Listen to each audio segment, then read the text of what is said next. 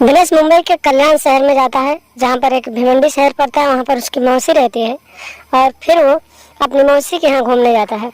दोस्तों, दिनेश लगभग 20 साल का लड़का होता है, नौजवान होता है और स्कूल की छुट्टियां मनाने के लिए वो अपने मौसी के पास जाता है। उसकी मौसी काफ़ी दिनों से कल्याण के भिवंडी शहर में रहती है और जब दिनेश वहाँ जाता है तो फिर वो अपनी मौसी के साथ ही रहने लगता है। दोस्तों, दिनेश के जो मौसा थे, रात की ड्यूटी उनकी होती थी, एक कंपनी में वो काम करते थे और रूम पर वो अपनी मौसी के साथ अकेले रहता था। उसकी मौसी के पास 2 बच्चे थे, एक बच्चा 6 साल का था और एक बच्चा 2 साल का था। दोस्तों, धीरे धीरे दिनेश अपनी मौसी के यहाँ लगभग 1 महीने तक रह जाता है और अपनी मौसी के साथ हंसी मजाक करता है, बहुत सारी चीज़ों को करता है और धीरे धीरे उसकी नीयत अपनी मौसी के ऊपर खराब हो जाती है। दोस्तों, उसकी मौसी भी बेहद ही खूबसूरत, बेहद ही जवान थी और उसके गठीले बदन को देखकर दिनेश के मन में हवस का भूत सवार हो जाता है।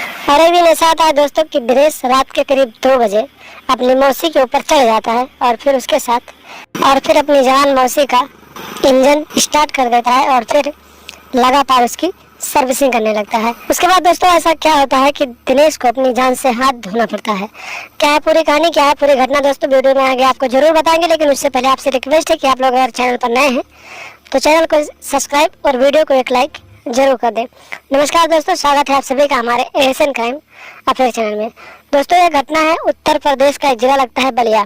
दोस्तों, बलिया जिले में एक छोटा सा गाँव आता है, जहाँ का रहने वाला एक दिनेश 20 साल का लड़का अपनी पढ़ाई की छुट्टियों में अपनी मौसी के यहाँ मुंबई जाकर, जो मुंबई में एक शहर है कल्याण में एक और शहर लगता है भिवंडी, उसी में उसकी मौसी रहती है और वो अपनी मौसी के पास जाता है और वहीं पर छुट्टियां मनाने लगता है। दोस्तों, लगभग 1 महीने तक वो अपनी मौसी के घर रहता है और उन्हीं के साथ खाता पीता है, उन्हीं के साथ सोता है। उसके जो मौसा हैं रात की ड्यूटी पर एक कंपनी में काम करते हैं, चले जाते हैं। दोस्तों, धीरे धीरे दिनेश की जो मौसी होती है बेहद ही जवान होती है, बेहद ही खूबसूरत होती है और उसका एक गठीला बदन देखकर दिनेश उसके ऊपर लट्टू होने लगता है और दिनेश के दिमाग में हवस का भूत सवार होता है और फिर वो अपनी मौसी के साथ एक्सर बासर वाला गेम खेलने के बारे में सोचने लगता है। ऐसे कई दिन बीत जाते हैं। दोस्तों, एक दिन की बात है, रात के करीब 2 बजे उसकी मौसी एक बेहतरीन नाइटी पहनकर सो रही होती है।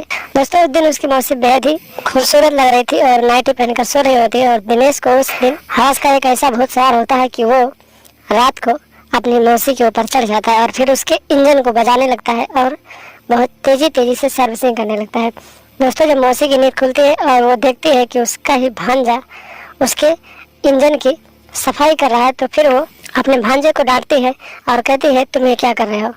दोस्तों, जब इतना डांट देती है मौसी अपनी भांजे, दिनेश अपनी मौसी से कहता है कि मौसी, पूरी रात मौसा कंपनी में रहते हैं तो फिर तुम अकेले कैसे रहती हो, और तुम्हारे इस गठीले बदन को देखकर मेरे मन में इच्छा जाहिर हुई कि मैं तुम्हारे इंजन की सफाई करूं। दोस्तों, जब इतनी बात दिनेश अपनी मौसी से कहता है तो उसकी मौसी जवान होती है, खूबसूरत होती है और उसे भी जवानी का जोश चढ़ जाता है और वो भी अंदर से पानी पानी हो जाती है और फिर कहती है कि तुम ठीक कह रहे हो, तुम्हारे मौसा तो पूरी रात ड्यूटी पर रहते हैं और मेरे इंजन की सर्विसिंग नहीं होती है।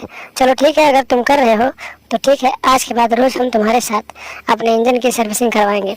ऐसा लगभग दोस्तों 4 महीने तक मौसी और भांजा एक दूसरे के साथ घपाघप वाला खेल खेलते हैं। और एक दिन की बात है, दिनेश का जो मौसा, लेकिन दोस्तों रात के करीब 12 बजे उसकी छुट्टी हो जाती है और वो अपने रूम पर आ जाता है। और जब मौसा रूम पे पहुंचता है और दरवाजा बजाता है लेकिन दरवाजा नहीं खुलता है दोस्तों, तो वो खिड़की के रास्ते से अंदर देखने लगता है। जब अंदर देखता है दोस्तों तो वहाँ का जो सीन होता है वो देखने के बाद उसके पैरों तले जमीन खिसक जाती है। वो देखता है कि उसका भांजा अपनी मौसी को घोड़ी बनाकर पीछे से उसका अच्छे से बाजा बजा रहा था। इतना सीन देखने के बाद मौसा एकदम गुस्से से लाल हो जाता है और फिर वो दरवाजे को तोड़कर कमरे में पहुंच जाता है और फिर अपने भांजे के साथ लड़ाई झगड़ा करने लगता है और देखते ही देखते वो अपने भांजे का गला दबा देता है और फिर उसकी मौके पर ही मौत हो जाती है। दोस्तों, इस तरह से पुलिस जब सुबह पहुंचती है, दिनेश की लाश को हिरासत में लेती है और पोस्टमार्टम के लिए भेजती है और फिर आगे की छानबीन करती है, तो लोगों के द्वारा पता चलता है कि उसकी मौसी और मौसा यहाँ रहते थे और शायद इसका अपनी मौसी के साथ चक्कर था और इस बात की जानकारी उसके मौसा को लगी तो उसने इसको जान से मार डाला। दोस्तों, लगभग 5 दिनों बाद पुलिस उसके मौसा के गांव पहुंच जाती है और फिर उसके मौसा को हिरासत में लेकर मौसी और भांजे के कत्ल के रूप में जेल में डाल देती है। तो दोस्तों, आप लोग भी अपने दिमाग में ऐसी मानसिकता ना लाएं और मेरे वीडियो को बनाने का सिर्फ एक मकसद है कि आप लोग ऐसे लोगों से सावधान रहें, सतर्क रहें, अपने आप को सुरक्षित रखें, घर परिवार को सुरक्षित रखें और लगातार हमारे साथ बने रहें। हमारे चैनल को सब्सक्राइब कर लें और हमेशा देखते रहें एएसएन क्राइम अफेयर।